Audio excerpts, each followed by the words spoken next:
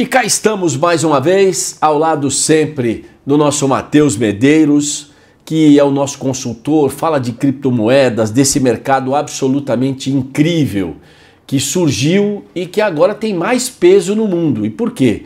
Porque a gente tem aí balança comercial, discussão de quanto vai ser o imposto, quem pega mais, quem pega menos, quem devolve, quem dá troco. Eu sei que o mundo está uma confusão, mas a gente vai falar aqui das políticas globais de criptomoeda exatamente por conta desse momento.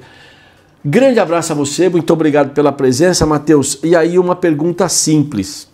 A gente tem como se proteger de toda essa confusão com as criptomoedas, porque se avizinha aí uma coisa que eu também acho o seguinte, o economista vai ter uma crise, aí dispara a bolsa para cá, o dólar cai ou sobe para lá, não sei o que, daqui a pouco parece que essa tempestade passa, fica tudo... Já quebraram o Brasil umas 200 vezes e o Brasil está vivo aí até hoje. Continuamos vivos, né? Um grande abraço, Oliveira, um grande abraço para os nossos queridos ouvintes, toda a equipe da Rádio 09 por sempre me receber aqui tão bem, me sinto realmente em casa. E poxa, Oliveira, muito obrigado pela pergunta super simples, né? Essa é uma pergunta que se você juntar aqui uma bancada de uma série de pessoas do mundo inteiro em vários idiomas, nós vamos ter dificuldade para concluir. Mas hoje o mundo ele está passando por uma, de certa forma, tempestade, mas uma tempestade que, ao meu ponto de vista realmente pessoal, ela é uma tempestade de certa forma bem controlada. E eu digo por quê? Os movimentos do Trump, e aí quando a gente analisa com o Trump 1, né, a primeira vez que o Trump esteve na presidência dos Estados Unidos, ele teve diversos movimentos muito calculados.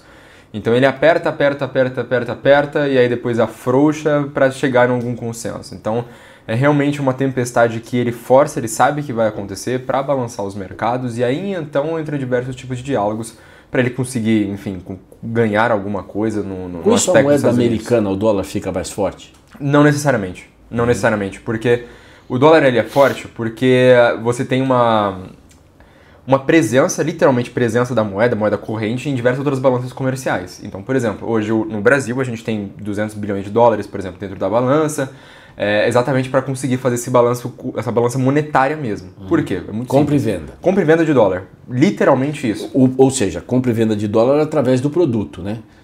Não necessariamente, às vezes é a compra e venda de dólar pela moeda mesmo, entendeu? O produto em si, ele é através dos produtores e tudo mais. Só que quando a gente fala de economias que são globalizadas, que não existe mais economia fechada hoje em dia, né? Então todo mundo conversa literalmente com outros países. Então a gente precisa ter um cuidado monetário em relação a isso. E eu digo por quê? Porque você tem a necessidade da moeda internacional, enfim, ou da balança que você está fazendo no comércio, entrar no teu país, e isso tem uma diferença cambial, e piriri, pororó, e aí, enfim, vai embora para a macroeconomia. Então quando a gente está falando de uma moeda que é global, que ela é o principal pilar, inclusive nas intermediações financeiras, é uma pergunta, e aqui para você entender aonde eu estou querendo chegar. Se a gente está utilizando a mesma moeda para o mundo inteiro, e o país que é meio que responsável desta moeda está se retirando do mundo, a moeda fica forte ou fica fraca? Depende.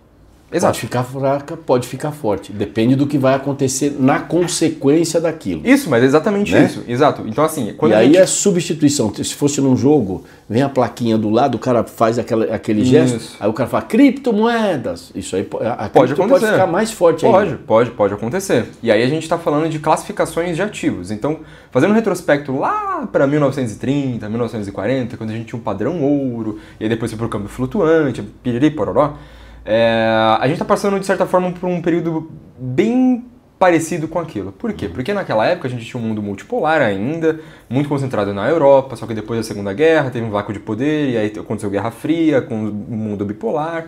Depois do final da Guerra Fria, a gente teve aí um mundo mais multipolarizado. E aí polar aqui aí significa poderes mesmo. Isso. Globalização ocorre desde sempre, no final do dia. Mas o que eu quero dizer é que... E aí a pergunta do repórter que é absolutamente inquieto.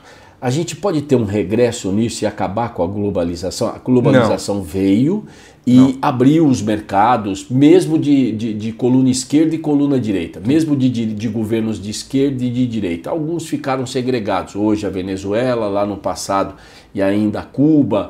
Mas a China, por exemplo, que era o lado esquerdo total, a própria Rússia, eles se abriram para o mundo. Sim. Né? Sim. E aí veio uma situação de globalização mesmo, porque o tamanho de Cuba e o tamanho de Venezuela, com todo o petróleo que a Venezuela tem, eles significam muito pouco para o restante do planeta. Da balança comercial. Da balança comercial para o planeta, né? Isso, exatamente. Então, assim, o que é o conceito de globalização, né, no final do dia? É exatamente o intermédio, né, ou a troca de informações ou bens. Então, quando a gente coloca este conceito em pauta, desde 1500 acontece a globalização, e desde lá vem acontecendo e não vem melhorando a globalização. Incipiente agora é isso, bastante mais forte no sentido de os laços estão cada vez mais interdependentes, que é o que a gente chama. E o que é interdependência? É eu ser dependente de você da mesma forma que você é dependente de mim. Né? E aí a gente tem interdependências assimétricas. Por isso balança comercial. Isso, uma hora literalmente balança. Ela pode pender um pouco mais para um lado, pode pender um pouco mais para o outro, mas ela existe de fato e existe uma correlação entre peso e medida. Isso, exatamente isso. Então assim, quando a gente está falando em um mundo onde a gente está com as relações muito amalgamadas, então estão muito juntas, elas... Amalgamadas agora... é espetacular, né? Parem as máquinas! Então, quando a gente está com essas relações bem próximas mesmo, quando a gente tem um ator que está se retirando cada vez mais dessa posição, que é da posição dos Estados Unidos de superpotência, né? Ou ameaçando, a gente abre margem para outros atores se predisporem a suprir, digamos, essa necessidade. O que eu quero dizer aqui no final do dia? Que se os Estados Unidos continuar com essa proposta, que ele já vem desde a década de 2000, principalmente 2010 ali, de sair dessa cena internacional, de ser o cara que puxa diversas pautas, e inclusive banca no sentido de dar dinheiro para diversas pautas, ele se retira do centro do poder. E quando ele se retira do centro do poder, abre margem para outros atores entrarem neste círculo de poder. E aí é que eu estou falando, inclusive, de Brasil, estou falando de Europa, estou falando de China, estou falando de Taiwan. Enfim, então eu estou falando de diversos outros atores que podem, não que vão, mas que podem assumir essa cena internacional. Daí a China se antecipar e, por exemplo, o presidente chinês, né, já saiu a campo, já foi a Singapura, já vai rodar ali perto e abrir novos mercados para tirar aquilo que o Donald Trump já disse, já protelou mais uma vez o tal do imposto em relação aos carros chineses. Os carros chineses, mas especialmente os carros europeus, né? Porque nós estamos falando de Mercedes, por exemplo, que é uma coisa que o americano gosta muito. Não, né? até japonês, Toyota também, a Mitsubishi. Então, mas aí ele já deu uma tiradinha de pele, já colocou esse imposto um pouquinho, já jogou a bola um pouquinho mais para frente. Mas eu acho que o Xi Jinping já foi um pouco mais cauteloso e falou, peraí, farinha pouca, meu pirão primeiro. Ele já se antecipou e já foi conversar com novos mercados, que ele falou, porque a produção hoje da China é uma produção considerável. Sim, a gente está falando pro mundo. E não, assim, E ela não pode deixar de vender para os Estados Unidos, porque ela não vai conseguir com determinada facilidade colocar isso no dia seguinte em outros lugares. Então você tem que literalmente abrir mercado. Então um cara que não viajava, como o Xi Jinping, e ele já pegou a bolsinha, já fez a bolsinha e já foi rodar a bolsinha ali mesmo no Oriente para tentar abrir novos mercados. É mais ou menos isso. Sim e não. E eu digo por que sim e não. Porque este ato da China estar mais próximo do seu círculo sul ali, isso acontece há décadas. Isso já acontece há muito tempo. Mas não não, acontece na mesma intensidade. Não, mas assim, não com o presidente deixando isso muito claro de sair da sua estatura. Mas ele não ia tanto assim, ia? Ia. Isso então acontece desde sempre. Ele é disfarçado? Não, é porque só a mídia não dá valor a isso, mas ele sempre foi. A China ela sempre foi muito predisposta ali no que a gente chama do Mar do Sul da China. Inclusive, a gente estuda desde 2010 as crises e guerras no Mar do Sul da China. Então nós, jornalistas, deixamos de contemplar essa informação. E agora ela fica visível por causa do problema americano. Exatamente isso. Então, assim, essa atuação do presidente chinês, pode ser do Xi Jinping ou dos outros antigos presidentes, ela já era mais atuante mesmo. A gente está falando do mercado chinês, que é mais de 1,5 bi de pessoas. Então, assim, mesmo que... muita gente. O próprio mercado interno dele supre muita coisa. No final do dia, a gente está falando no seguinte, Olivério, que, sendo bem honesto com você, os números dizem que, no final do dia, os Estados Unidos precisa mais da China do que o oposto. Entende? Então, assim... E aí, é que a relação de política ela é um pouco mais sensível e delicada. Por quê? Porque aqui nos Estados Unidos, inclusive em qualquer outro estado político, você tem sempre os círculos de poderes externos e internos. Então, um país ele pode se predispor de forma externa, ou seja, ele tem as balanças de poder, por exemplo, Estados Unidos com a Alemanha, Estados Unidos com a Inglaterra, Brasil e China, Brasil e Argentina. Então, isso é um tipo de relação. E outra coisa é com o seu ciclo interno. O que isso significa esse ciclo interno? O ciclo de poderes interno mesmo, de partidos políticos, de pessoas e tudo mais. Então, a ideia do Trump sempre foi o seguinte, olha, vou trazer, que é o que sempre fala, né, o MAGA, Make America Great Again. Então a ideia dele sempre foi o seguinte, eu preciso criar um inimigo externo que no combate desse inimigo externo eu angario popularidade para conseguir fazer alguma coisa. Aí as guerras. Exato. As guerras são isso, a pintar... Só que agora os Estados Unidos arrumaram um outro jeito de guerrear, né? Antigamente ele iria brigar. Não. Mais do que isso, na própria guerra. Sim, ele ia pra guerra real. Isso, ele ia. Isso, Vietnã, que é o ISIS. Vietnã, exato.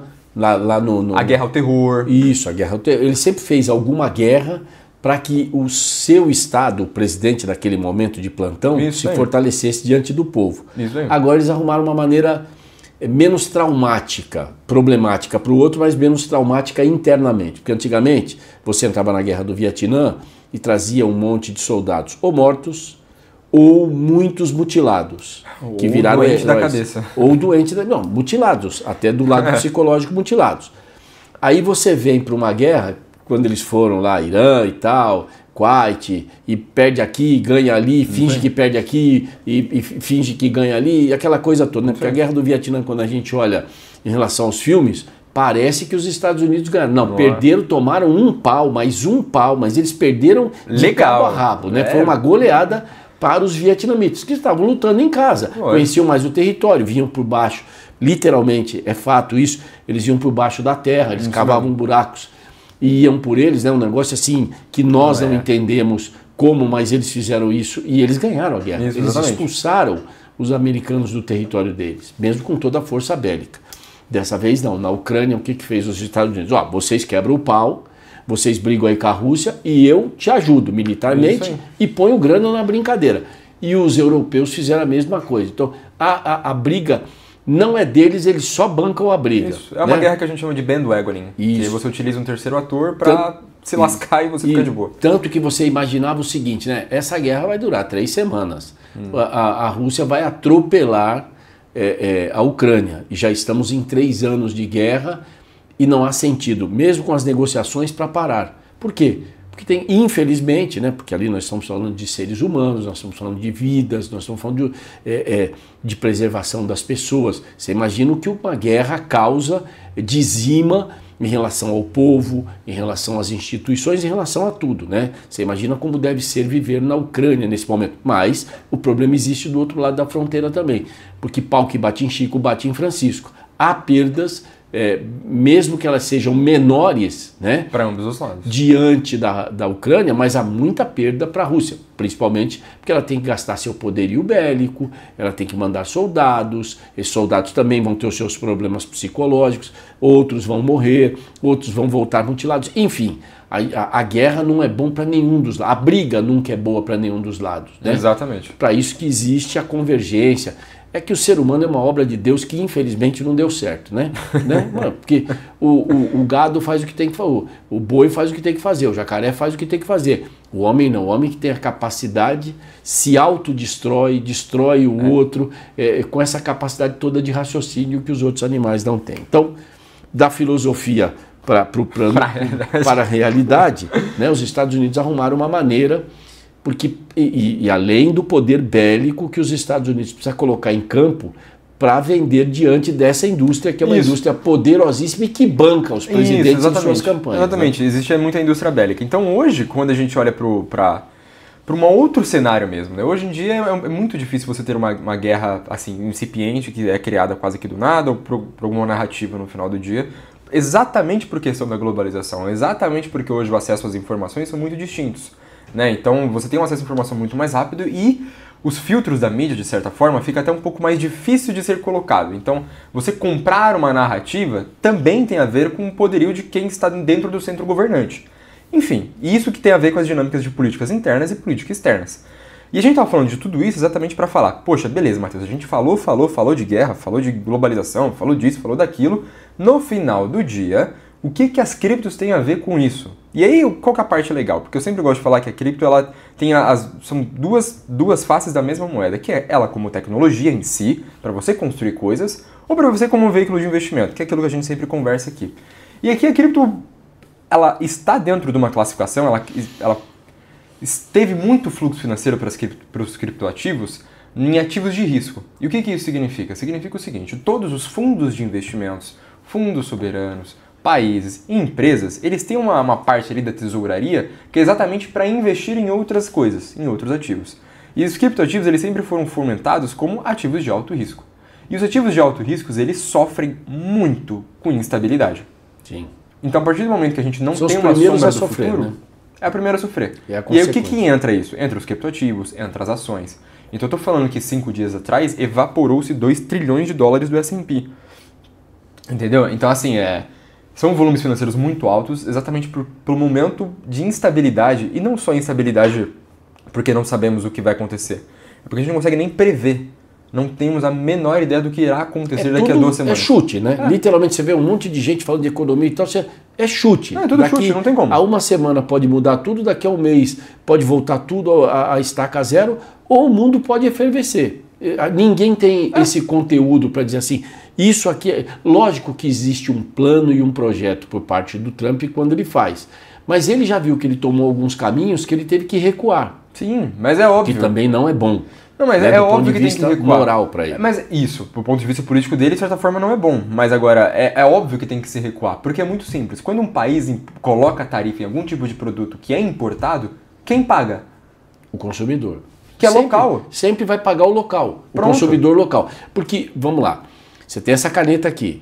Eu vou vender essa caneta aqui da China para os Estados Unidos. Aí ele vem aqui e taxa em 125%. Isso aqui vai para onde? Vai para o consumidor final. É isso. Quem ganhou dinheiro foi o governo, que aumentou a taxa de imposto. A taxa das blusinhas da Shein. Pronto. Isso. Por exemplo, mais claro que isso. Mais claro que isso. Você tem um exemplo bem dinâmico. A taxa das blusinhas da Shein. Você que comprava, né, suas blusinhas que não tinha imposto, nossa, R$30 um vestidinho, pá, nossa, eu vou comprar. Agora mais R$30 porque colocaram imposto, colocaram taxação. E quem sofre no final do dia é o consumidor.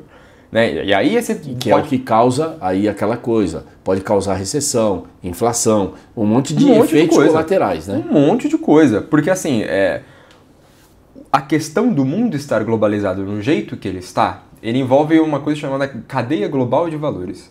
E aí significa o seguinte, por que você hoje tem trocentas marcas de roupa? E aí eu falo trocentas marcas é que é o seguinte, quando você abre o seu Instagram, com certeza você já tomou um anúncio de alguém vendendo alguma roupa, alguma camisetinha, 4 por R$100, alguma coisa assim. Ou isso, ou se não as famosas maquininhas de barbear. Com certeza você já tomou anúncio das maquininhas de barbear. Sapatênis. De tênis. Com calça, certeza você já tomou tudo isso daí. Camisa, tudo. Tudo isso daí você já tomou algum tipo de anúncio, principalmente no que tange ao vestuário. E aí eu falo por quê? Porque esses produtos não são fabricados no Brasil, eles são fabricados ou são importados lá de fora. E aí, só que um local, ele consegue, um brasileiro consegue ter essa visão e falar, poxa, eu tenho um produto em tal país, eu tenho outro produto em tal país, eu consigo fazer uma manufatura. O que é uma manufatura, né? É literalmente produzir um produto em outro país, pego tudo isso daqui, empacoto, trago para o Brasil e é mais barato do que desenvolver tudo isso aqui no Brasil. Então isso que é uma cadeia global de valor. E se tratando de Brasil, mais ainda, né? Porque aqui o imposto é caro e tem mais uma coisa. Ter um funcionário, infelizmente, por tudo aquilo que o governo foi criando, se tornou muito mais caro. Exato. Né? Exemplo do ministro do Supremo Tribunal Federal, Gilmar Mendes, que suspendeu a pejotização, as causas, né? As ações. Calma que nós precisamos ajeitar o carro aqui, porque só o ano passado, neste critério de pejotização, que é aquele funcionário que era CNPJ, que fez uma relação de empresa para empresa, e aí quando ele sai, ele resolve entrar na justiça e dizer que ele era pessoa física e que ele deveria ser CLT. Né? Quer dizer, pô, você assinou um contrato, você não respeita, aí você tem que respeitar isso. Né? O prestador de serviço, ele tem que respeitar. Mas aí ele usa de um truque.